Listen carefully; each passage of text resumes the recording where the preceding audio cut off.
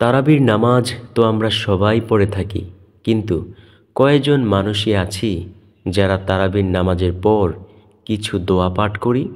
অনেকে আছে জানি, আবার অনেকে আছি জানি না। তো প্রিয় দর্শক, আজকের ভিডিওতে আমি এমন 11টি দোয়ার সাথে আপনাদেরকে পরিচয় করিয়ে দেব। সেই দোয়াগুলো যদি পরবর্তী সময়ে তারাবির সালাতের পর পাঠ করতে পারেন, আল্লাহ রব্বুল আলামিনের কাছে যা চাইবেন আল্লাহ আপনাকে তাই দান করবেন ইনশাআল্লাহ। প্রিয় দর্শক, এই পবিত্র রমাজান মাস তো আমাদের মধ্যে চলে আসলো। এই রমাজান মাস জুড়ে আমরা তারাবির সালাত পড়ব এবং বেশি বেশি এই 11টি দোয়া অবশ্যই পাঠ করব ইনশাআল্লাহ। তো চলুন আমরা সেই দোয়াগুলো শিখে নেই। সেই দোয়ার মধ্যে সর্বপ্রথম নাম্বার যেই দোয়ার কথা বলবো, সেই দোয়াটি হলো জাহান্নাম থেকে বাঁচার দোয়া। জাহান্নাম থেকে বাইচা যাইবেন যদি আপনি এই দোয়াটা বেশি বেশি পরিমাণে পড়তে পারেন। আর সেই দোয়াটা হলো আল্লাহুম্মা ইন্নী আসআলুকাল জান্নাতা ওয়া আউযু বিকা মিনান নার। এর অর্থ, হে আল্লাহ, আমি আপনার কাছে জান্নাত চাই এবং জাহান্নাম থেকে আশ্রয় চাই। আবু দাউদ শরীফের হাদিস। আনাস রাদিয়াল্লাহু তাআলা আনহু বলেন, রাসূল সাল্লাল্লাহু আলাইহি ওয়াসাল্লাম বলেছেন, যে ব্যক্তি 3 বার আল্লাহর কাছে জান্নাত চায়, জান্নাত তখন বলে, হে আল্লাহ, এই ব্যক্তিকে জান্নাতে প্রবেশ করাও। পক্ষান্তরে যে ব্যক্তি 3 বার জাহান্নামের আগুন থেকে মুক্তি চেয়ে দোয়া করে, জাহান্নাম বলে, হে আল্লাহ, এই ব্যক্তিকে জাহান্নামের আগুন থেকে মুক্তি দাও। তিরমিজি শরীফের হাদিস। প্রিয় দর্শক, কি বললাম? বেশি বেশি পরিমাণে বলবেন আল্লাহুম্মা ইন্নী আসআলুকাল জান্নাতা ওয়া আউযু বিকা মিনান নার। ইনশাআল্লাহ আল্লাহ আপনাকে জান্নাত দান করবেন, জাহান্নাম থেকে আপনাকে বাঁচাইয়া দেবেন ইনশাআল্লাহ। কারণ আনাস রাদিয়াল্লাহু তাআলা আনহু বলেছেন, রাসূল সাল্লাল্লাহু আলাইহি ওয়াসাল্লামের জবান মোবারক থেকে শুনেছি, যে ব্যক্তি 3 বার আল্লাহর কাছে জান্নাত চাইবে, জান্নাত তখন বলে, হে আল্লাহ, এই ব্যক্তিকে জান্নাতে প্রবেশ করাও। অপরদিকে যে ব্যক্তি 3 বার আল্লাহর কাছে জাহান্নামের আগুন থেকে মুক্তি চেয়ে দোয়া করে, জাহান্নাম বলে, হে আল্লাহ, এই ব্যক্তিকে জাহান্নামের আগুন থেকে মুক্তি দাও। তিরমিজি শরীফের হাদিস। সুবহানাল্লাহ। তাই প্রিয় দর্শক, বেশি বেশি পরিমাণে এই রমাজান মাস জুড়ে পাঠ করব ইনশাআল্লাহ। দ্বিতীয় নাম্বারের যেই দোয়ার কথা বলবো, সেই দোয়াটা হলো সব বিপদ আপদ থেকে আল্লাহ তাআলা আপনাকে হেফাজত করবেন এই দোয়ার বরকতে। সেই দোয়াটা হলো লা ইলাহা ইল্লা আনতা সুবহানাকা ইন্নী কুনতু মিনাজ জালিমিন। এর অর্থ, তুমি ছাড়া সত্য কোনো উপাস্য নেই, তুমি পূত ও পবিত্র, নিশ্চয়ই আমি জালিমদের দলভুক্ত। সূরা আম্বিয়া আয়াত 87। ইউনুস আলাইহিস সালাম যখন মাছের পেটে চলে গিয়েছিলেন, 40 দিন যখন গভীর সমুদ্রে মাছের পেটের মধ্যে ছিলেন, তখন তিনি এই দোয়ার বরকতে আল্লাহর দরবারে এই দোয়া করেছিলেন এবং সেই মাছের পেট থেকে বের হয়ে এসেছিলেন। সুবহানাল্লাহ। তো প্রিয় দর্শক, যুগে যুগে বহু বড় বড় আল্লাহ তাআলার ওলিরা এই আমলটি করেছেন এবং তারা বিপদ আপদ থেকে বেঁচেছেন ইনশাআল্লাহ। আমরাও বেশি বেশি পরিমাণে বলবো লা ইলাহা ইল্লা আনতা সুবহানাকা ইন্নী কুনতু মিনাজ জালিমিন। ইনশাআল্লাহ আল্লাহ আমাদেরকে বিপদ আপদ থেকে বাঁচাইয়া দিবেন ইনশাআল্লাহ। তারপরের তৃতীয় নাম্বারের যেই দোয়ার কথা বলবো, সেই দোয়াটা হলো ঋণ মুক্তির দোয়া। আমরা অনেকে আছে ঋণী অবস্থায়, অনেকের কাছে টাকা নাই। সেই ব্যক্তিরা যদি এই দোয়াটা বেশি বেশি পরিমাণে পাঠ করতে পারে, আল্লাহ রব্বুল আলামিন তাদেরকে ঋণ থেকে বেঁচে থাকার তৌফিক দান করবেন, টাকা পয়সার মধ্যে সচ্ছলতা দান করবেন, সংসারে শান্তি দান করবেন। আর সেই দোয়াটা হলো আল্লাহুম্মা কফিনি বিহালালিকা আন হারামিকা ওয়া আগনিনি বিফাদলিকা আম্মান সিওয়াকা। আমি আবার বলছি, আল্লাহুম্মা কফিনি বিহালালিকা আন হারামিকা ওয়া আগনিনি বিফাদলিকা আম্মান সিওয়াকা। এর অর্থ, হে আল্লাহ, হারামের পরিবর্তে তোমার হালাল রুজি আমার জন্য যথেষ্ট করো, আর তোমাকে ছাড়া আমাকে কারো মুখাপেক্ষী করিও না, এবং স্বীয় অনুগ্রহ দিয়ে আমাকে সচ্ছলতা দান করো। এই যে এইখানে একটা কথা বলেছে যে তোমাকে ছাড়া আমাকে কারো মুখাপেক্ষী করিও না। আমরা দুনিয়াতে কত মানুষ রয়েছে যারা ব্যাংকের কাছে লোন আনতে যায়, বিভিন্ন ব্র্যাক প্রতিষ্ঠানের কাছে লোন আনতে যায়। এই যে আমাদের কারো কাছে মুখাপেক্ষী হইতে হয়, এটা কেন হইতে হয়? আমরা দোয়া করি না। যদি আমরা দোয়া করতাম, এই দোয়াটা যদি বেশি বেশি পরিমাণে করতাম, তাহলে আল্লাহ রব্বুল আলামিন কারো কাছে আমাদেরকে মুখাপেক্ষী করাইতেন না। আল্লাহ আমাদেরকে সব কিছু ধন সম্পদ দান করতেন ইনশাআল্লাহ। তো প্রিয় দর্শক, আমরা বেশি বেশি পরিমাণে এই দোয়াটা অবশ্যই পাঠ করব। তারপরের যেই দোয়া, অর্থাৎ 4th নাম্বারের যেই দোয়ার কথা বলবো, তা হলো দিনদার স্ত্রী ও সন্তান লাভের দোয়া। আর সেই দোয়াটা রব্বানা হাবলানা মিন আজওয়াজিনা ওয়া যুররিয়াতিনা কুররাতা আয়ুনিন ওয়াজআলনা লিল মুত্তাকিনা ইমামা। আমি আবার বলছি, রব্বানা হাবলানা মিন আজওয়াজিনা ওয়া যুররিয়াতিনা কুররাতা আয়ুনিন ওয়াজআলনা লিল মুত্তাকিনা ইমামা। এর অর্থ, হে আমার প্রভু, স্ত্রী ও সন্তানদের দ্বারা আমার চোখ শীতল করো, আমাকে পরহেজগারদের আদর্শ করো। সূরা ফুরকান আয়াত 74।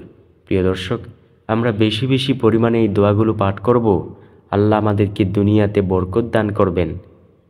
যে ব্যক্তি চায় যে সে যেন একজন নেককার স্ত্রী পাক, যারা বিবাহ করেন নাই আমার মতো, তো আমরা বেশি বেশি পরিমাণে এই দোয়াগুলো অবশ্যই পাঠ করব। কোন দোয়া? রব্বানা হাবলানা মিন আজওয়াজিনা ওয়া যুররিয়াতিনা কুররাতা আয়ুনিন ওয়াজআলনা লিল মুত্তাকিনা ইমামা। ইনশাআল্লাহ আমাদেরকে আল্লাহ নেককার স্ত্রী দিয়ে সাহায্য করবেন ইনশাআল্লাহ। যারা বিবাহ করেছেন, নেক সন্তান চান, তারা অবশ্যই এই দোয়াটা পাঠ করবেন। আল্লাহ আপনার স্ত্রীকেও নেককার বানিয়ে দেবেন, সন্তানও নেককার হইবে ইনশাআল্লাহ। 5ম নম্বরে যেই দোয়ার কথা বলবো, সেই দোয়াটা হলো রিজিক বৃদ্ধির দোয়া। আর সেই দোয়াটা হলো আল্লাহু লাতিফুম বিইবাদিহি ইয়ারযুকু মান ইয়াশাউ ওয়া হুয়াল কাউইয়্যুল আযীজ। এর অর্থ, আল্লাহ নিজের বান্দাদের প্রতি মেহেরবান, তিনি যাকে ইচ্ছা করেন রিজিক দান করেন, তিনি প্রবল পরাক্রমশালী, দয়ালু। সূরা শূরা আয়াত 19। প্রিয় দর্শক, রিজিকের অভাব এমন একটা জিনিস, যদি আপনার মধ্যে ভালো রিজিক আল্লাহ তাআলা দান না করেন, তাহলে আপনার দুনিয়াটা কিন্তু একটা অশান্তির বেড়াজালে আবদ্ধ হয়ে যাইবেন। আমাদের কাছে অনেকে বলে থাকে যে আমি যদি কোনো একটা বিজনেস, ব্যবসা অথবা কোনো একটা চাকরির মধ্যে যাই, আমি ওই পরিমাণ রিজিক পাই না। অথবা একটা বিজনেস, ব্যবসার মধ্যে যাই, আমি ব্যবসা শুরু করি, কিন্তু ওই পরিমাণ রিজিক আমি ধরতে পারি না। তো তাদের উদ্দেশ্যে বলছি, বেশি বেশি পরিমাণে এই দোয়াটা পাঠ করুন, আল্লাহ আপনার রিজিক বাড়াইয়া দেবেন। এছাড়াও আরেকটি সূরা আছে, যেই সূরা পাঠ করলে অনবরত শুধু রিজিক আসতেই থাকবে। সেই সূরার নাম হলো সূরাতুল ওয়াকিয়া। এটার মূল ফজিলতই হলো রিজিক বৃদ্ধির সূরা।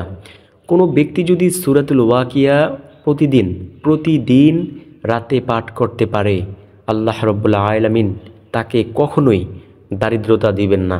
সুবহানাল্লাহ। এটা কিন্তু আমার কোনো কথা না, আপনার নবী, আমার নবী, বিশ্ব নবী জনাব মুহাম্মদুর রাসূলুল্লাহ সাল্লাল্লাহু আলাইহি ওয়াসাল্লামের কথা। ইনশাআল্লাহ বেশি বেশি এই আমলগুলো করার চেষ্টা করব। 6ষ্ঠ নম্বরে যেই দোয়ার কথা বলবো, সেই দোয়াটা হলো উত্তম জীবনযাপনের দোয়া। আর সেই দোয়া হলো আল্লাহুম্মা ইন্নী আসআলুকাল হুদা ওয়াত তুকা ওয়াল আফওয়াফা ওয়াল গিনা। এর অর্থ, হে আল্লাহ, আমি আপনার কাছে হেদায়াত কামনা করি এবং আপনার ভয় তথা তাকওয়া কামনা করি এবং আপনার কাছে সতীত্ব তথা নৈতিক পবিত্রতা কামনা করি এবং সম্পদ তথা সামর্থ্য বা সচ্ছলতা কামনা করি। মুসলিম শরীফের হাদিস, তিরমিজি শরীফের হাদিস, ইবনে মাজাহ শরীফের হাদিস, মুসনাদ আহমদ শরীফের হাদিস। রাসূল সাল্লাল্লাহু আলাইহি ওয়াসাল্লাম এই দোয়াটি বেশি বেশি করতেন, যেখানে মানুষের জীবনের সকল চাওয়া পাওয়াই নিহিত রয়েছে। সুবহানাল্লাহ। প্রিয় দর্শক, আপনি জীবনে কি চান? যা চান সেই জিনিসকে উদ্দেশ্য করিয়া যদি এই দোয়াটা বলেন, আল্লাহুম্মা ইন্নী আসআলুকাল হুদা ওয়াত-তুকা ওয়াল আফওয়াফা ওয়াল গিনা। ইনশাআল্লাহ আল্লাহ আপনাকে তাই দান করবেন ইনশাআল্লাহ। প্রিয় দর্শক, এই দোয়া করলে বেশি বেশি, যদি আপনি বেশি বেশি পরিমাণে এই দোয়া করতে পারেন, উত্তমভাবে ভালোভাবে দুনিয়াতে জীবনযাপন করতে পারবেন। আরে যার জীবনযাপন সুন্দর তার সংসারটা কত সুন্দর, তাই না? আর যার জীবনযাপন অসুন্দর তার সংসারটা কেমন সেটা তো আপনারা দেখতেই পারেন, আমরা তো দেখি সমাজের মধ্যে। তো প্রিয় দর্শক, বেশি বেশি এটা পাঠ করব। সপ্তম নাম্বার যেই দোয়ার কথা বলবো সেটা হলো মা বাবার জন্য দোয়া। আপনার উপর কিন্তু আপনার মা বাবার কিন্তু হক রয়েছে, আবার আপনার মা বাবার উপরও আপনার হক রয়েছে। তা আপনার উপর আপনার মা বাবার হক কি? আপনি বেশি বেশি বলবেন রব্বির হামহুমা কামা রব্বায়ানি সগীরা। এর অর্থ, হে আমার রব, তাদের উভয়ের প্রতি রহম করো যেমন তারা আমাকে শৈশবকালে লালন পালন করেছেন। সূরা বনী ইসরাইল আয়াত 24। প্রিয় দর্শক, দেখেন এই যে আমাদেরকে আমাদের পিতামাতা ছোটবেলায় কত সুন্দর করিয়া আদর যত্ন করিয়া মায়া করিয়া লালন পালন করেছেন, তারা দেখেন এক সময় কবরে চলে যাবে। আমরাও কিন্তু এক সময় কবরে চলে যাব, হয়তো বা তাদের আগে চলে যাইতে পারি বা তাদের পরে যাইতে পারি, তবে বেশিরভাগ তাদের পরেই সন্তান সন্ততি দুনিয়া থেকে যায়, আবার মাঝে মাঝে তাদের আগেও চলে যায়। তো এই যে তাদের পরে যদি আমরা যাই, তারা যদি আমাদের আগেই কবরের মধ্যে চলে যায়, তো তারা আমাদের দিকে শুধু তাকিয়ে থাকে, আহারে আমার সন্তানরা জানি নামাজ পড়েনি, তারা যদি একটু নামাজ পড়া আমাদের জন্য দোয়া করত, আমাদের জীবনটা কত সুন্দর হইতো। তারা যদি একটু আমাদের জন্য দোয়া করত, জীবনটা কত সুন্দর হইতো। তারা কিন্তু কবরের থেকে শুধু তাকাইয়া থাকে আমাদের দিকে। তো আমরা অবশ্যই ওই মৃত পিতামাতার কথা স্মরণ করে হলেও বেশি বেশি বলবো রব্বির হামহুমা কামা রব্বায়ানি সগীরা। এর অর্থ, হে আমার রব, তাদের উভয়ের প্রতি রহম করো যেমন তারা আমাকে শৈশবকালে লালন পালন করেছেন। সূরা বনী ইসরাইল আয়াত 24। সুবহানাল্লাহ। অষ্টম নাম্বার যেই দোয়ার কথা বলবো সেই দোয়াটি দামি একটি দোয়া। সেই দোয়াটি হলো সব জাতি ভাইদের জন্য দোয়া করা। দেখেন নবীজি সাল্লাল্লাহু আলাইহি ওয়াসাল্লাম বলেন, কোনো ব্যক্তি যদি অপর ভাইয়ের জন্য দোয়া করে, তখন ফেরেশতারা বলতে থাকে, তুমি যা দোয়া করলা তোমাকে আল্লাহ তাই দান করুক। সুবহানাল্লাহ। তো দোয়া করলে কোনো লস নেই, বরঞ্চ আর লাভ। আর সেই দোয়াটা হলো রব্বানা গফিরলি ওয়ালি ওয়ালিদাইয়া ওয়ালিল মুমিনিনা ইয়াউমা ইয়াকুমুল হিসাব। এর অর্থ, হে আমাদের রব, রোজ কিয়ামতে আমাকে, আমার পিতামাতা ও সব মুমিনকে ক্ষমা করে দিন। সূরা ইব্রাহিম আয়াত 41। প্রিয় দর্শক, আমরা কি দোয়া করলাম? আমরা দোয়া করলাম, হে আমাদের রব অর্থাৎ হে আমাদের আল্লাহ, রোজ কিয়ামতে আমাকে অর্থাৎ রোজ হাশরের ময়দানে আমাকে, আমার পিতামাতা এবং সব মুমিনকে আপনি ক্ষমা করে দিন। সুবহানাল্লাহ, আল্লাহু আকবার।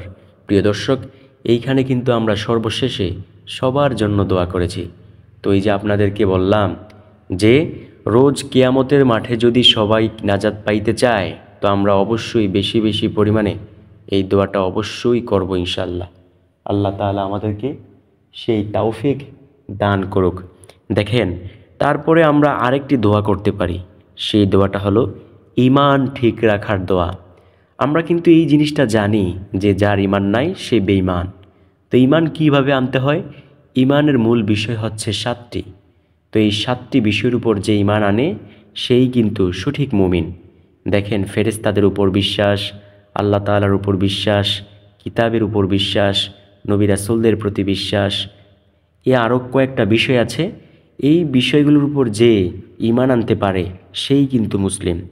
তো এই বিষয়ের উপর ঈমান ঠিক রাখার জন্য আমরা বেশি বেশি পরিমাণে এই দোয়াটা করতে পারি। সেটা হলো ইয়া মুকাল্লিবাল কুলুবি সাব্বিত কলবি আলা দীনিক।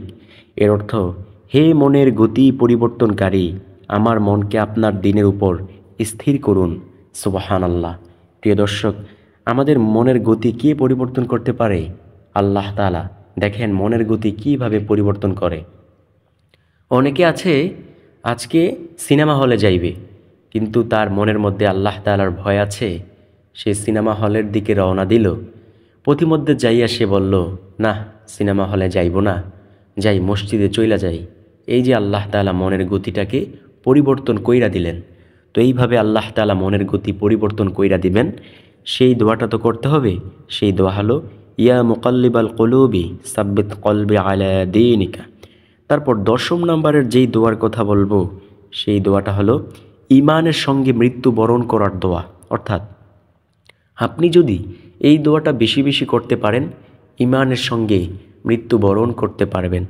আর সেই দোয়াটা হলো রব্বানা লা তুজিগ কুলুবানা বাদা ইজ হাদাইতানা ওয়া হাব লানা মিন লাদুনকা রাহমাতান ইন্নাকা আনতাল ওয়াহ্হাব। আমি আবার বলছি, রব্বানা লা তুজিগ কুলুবানা বাদা ইজ হাদাইতানা ওয়া হাব লানা মিন লাদুনকা রাহমাতান ইন্নাকা আনতাল ওয়াহ্হাব। এর অর্থ, হে আমাদের রব, সরল পথ দেওয়ার পর আপনি আমাদের অন্তরসমূহকে সত্য লঙ্ঘন প্রবণ করবেন না, আর আপনার কাছ থেকে আমাদের করুণা দান করুন। নিশ্চয়ই আপনি মহাদাতা। সুবহানাল্লাহ, আল্লাহু আকবার। প্রিয় দর্শক, সর্বশেষ নাম্বারের যেই দোয়ার কথা আপনাদেরকে বলবো, সেই দোয়াটা একটু দামি একটি দোয়া। সেই দোয়াটা হলো আপনার গুনাহ পাহাড় পরিমাণ হয়ে গেছে, আপনার এখন আর কোনো দিকে চাওয়ার মতো ক্ষমতা নাই। এমতো অবস্থায় যদি আপনি এই দোয়াটা করতে পারেন, আল্লাহ সুবহানাহু ওয়া তাআলা বলেন, আমার কাছে বলবা, সাথে সাথে আমি গুনাহগুলো ক্ষমা করে দেব। প্রিয় দর্শক, জানতে ইচ্ছা করে সেই দোয়াটা, তো চলুন জেনে নেই। সেই দোয়াটা হলো রব্বানা ফাগফির লানা যুনুবানা ওয়া কাফির আন্না সাইয়্যাতিনা ওয়া তাওয়াফানা মাআল আবরার। আমি আবার বলছি, রব্বানা ফাগফির লানা যুনুবানা ওয়া কাফির আন্না সাইয়্যাতিনা ওয়া তাওয়াফানা মাআল আবরার।